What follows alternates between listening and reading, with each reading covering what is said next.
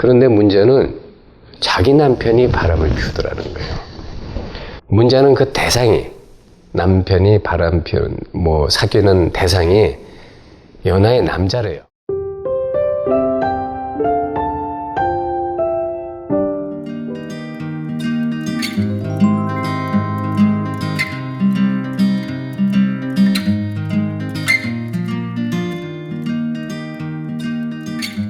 잘 모르겠지만 일단 남편의 외도는 부부 공동 책임이에요. 그건 남자만의 문제는 아니라고 봅니다.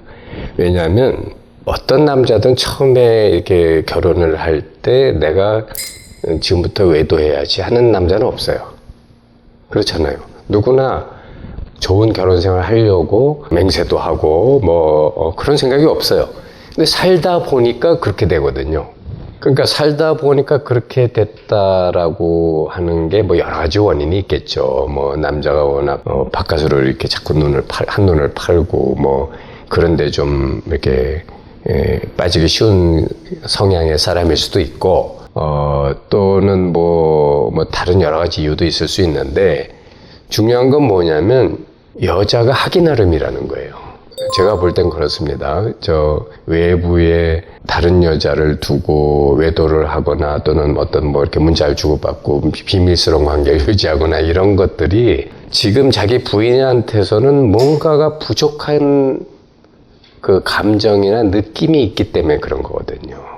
그런 것들을 여자가 지금 부인이 채워주지 못하고 있기 때문에 하루아침에 그런 게 아니고 서서히 외부로 관심이 돌아가는 거예요.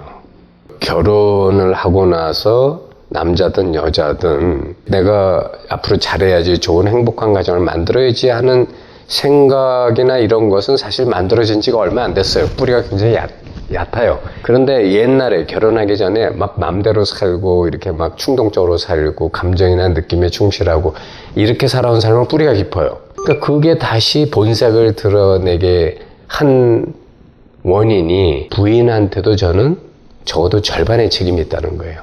그래서 남편하고 자꾸 어떤 문제로 트러블을 만들든 간에 그런 트러블을 만드는 그것에 대해서 같이 그것이 개선되고 이렇게 좋아지도록 노력을 해야 되는데 아마 이분도 그런 노력은 하고 싶을 거예요. 근데 방법을 모르는 걸 거예요. 그죠? 근데 여기서 이제 좀 이렇게 약간 이론에 빠진 제가 볼 때 심리학자들이나 상담가들이 자꾸 진솔한 대화를 하라고 합니다. 근데 진솔한 대화보다 더 선결돼야 되는 게 제가 볼 때 뭐냐면 진솔한 대화를 하기 위한 마음의 준비 과정이 있어야 돼요. 무조건 지금부터 진솔한 대화 해보자. 진솔한 대화가 그렇게 하루아침에 나오는 게 아니에요. 그러니까 그런 내 속을 완전히 비밀이 없이 열게 되기까지의 그 과정이 그거를 하루아침에 되는 것도 아니고 또 그것이 닫히는데도 하루아침에 된 게 아니에요.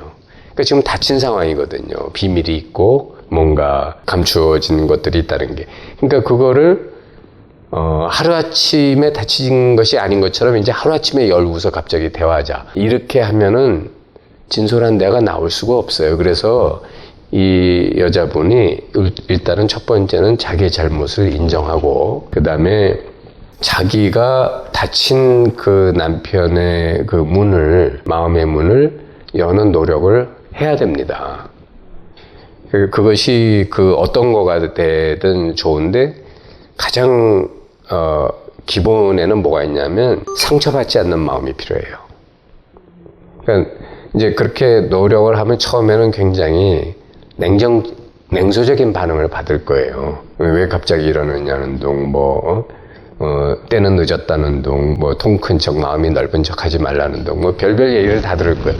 그런데 이런 과정에서 마음 공부가 필요해요. 이제 그런 데서 상처 안 받으려면 상처받지 말라라는 이론만 가지고 상처 안 받겠어요. 그러니까 그만큼 연습이 필요한 거예요.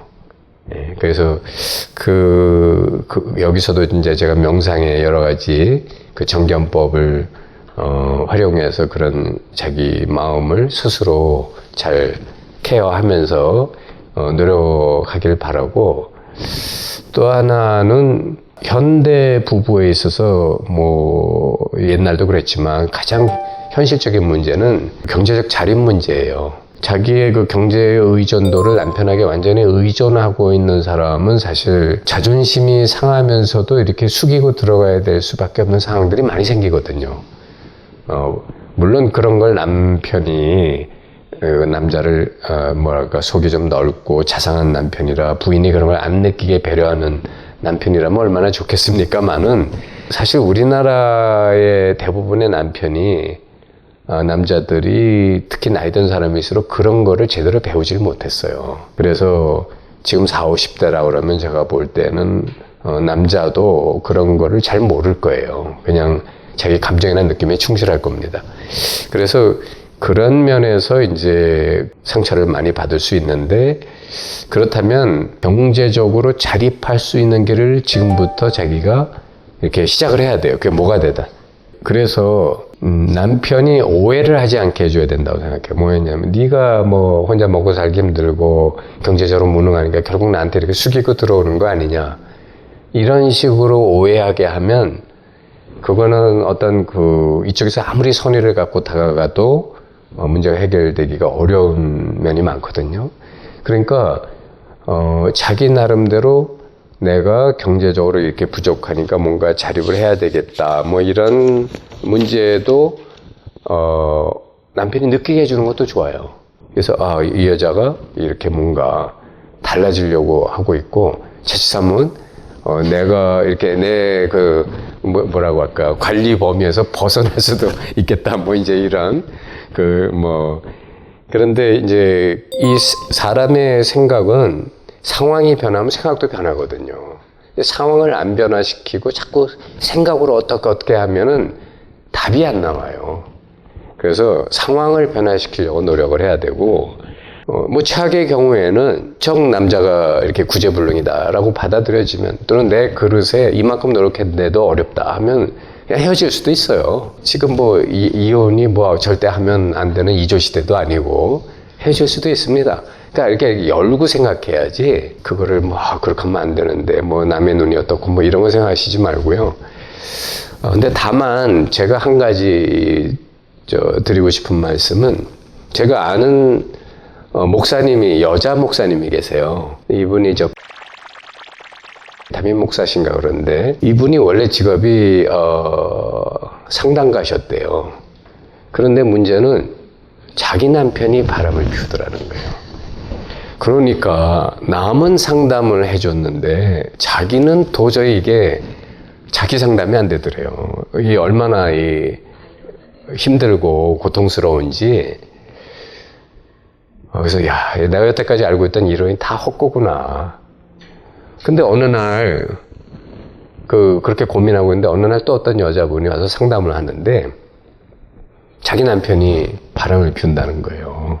그걸 상담하러 왔어요. 그래서 자기가 힘들다고.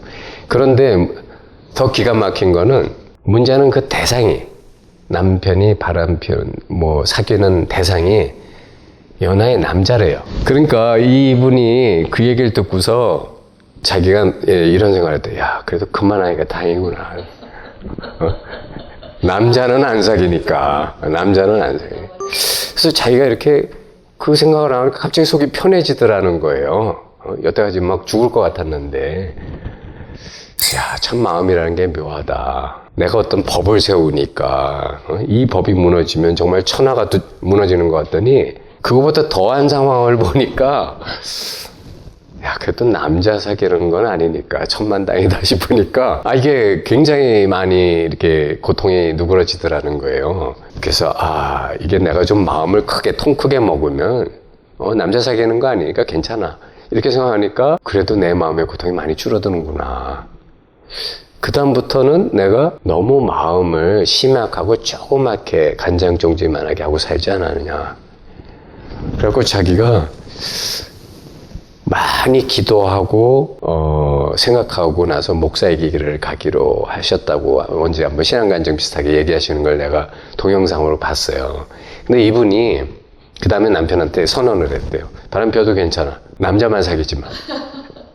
그때 남편이 깜짝 놀라가지고 이 여자가 왜 이러나. 그 다음부터 나를 떠나도 좋아, 어디 가서 아무개 남편이었던 사람이 젖골랐대. 한 소리는 듣지만.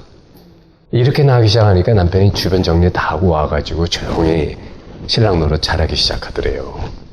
그래서 안달복달 하면은 부부간에는 이 마음이 그대로 전달되었고, 남편은 그 안달복달하는 걸 보고 어떻게 되냐면 오히려 벽을 점점 쌓습니다. 왜냐하면 그 마음을 자기가 동일시하면 자기를 고백하고 죄를 용서받아야 되는데, 이게 너무 힘든 감정적 과정이 필요하거든요. 그 용기가 없는 거예요. 그래가지고 오히려 거기다 벽을 쌓기 시작해요. 그래서 이렇게 먼저 벽을 확 허물어주고 이렇게 확 그냥 길을 만들어주니까 남편이 깜짝 놀라가지고 지가 알아서 먼저 이렇게 정리를 하고 기어 들어오더라는 거예요. 그래서 요거는 어떻게 하느냐가 중요한 게 아니라 내가 어떤 마음을 가진 사람이 되느냐가 더 중요하다는 거예요. 그런 말씀을 드리고 싶고, 그래서 지금 이 목사님의 얘기도 결국 자기가 내면적으로 그만큼 성숙해졌다라는 그 간증이거든요. 그러니까 내면적인 성숙. 우리가 이 세상을 살면서 수많은 일들이 다가옵니다. 뭐 사랑하는 사람이 죽을 수도 있고, 사랑하는 사람이 배신할 수도 있고. 그런데 그때마다 죽겠다고 하면은 몇 번 죽어야 됩니까? 다 일어날 만한 일이 일어났다고 생각하시고, 그래서 이런 삶을 통해서 내가 더 마음이 더 강건해지고 더 밝아지고 또 외부에서 상처받지 않는 그런 건강하고도 성숙한 영혼이 될 수 있도록 노력을 해야 된다고 생각해요.